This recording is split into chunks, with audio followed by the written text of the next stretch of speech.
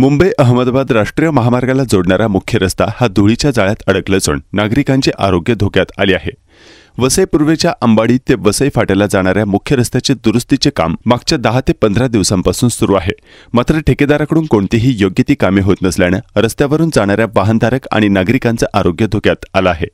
मुख्य रस्त्याच्या कडेला फुटपाथवर ठेकेदाराने दगडे टाकली आहेत।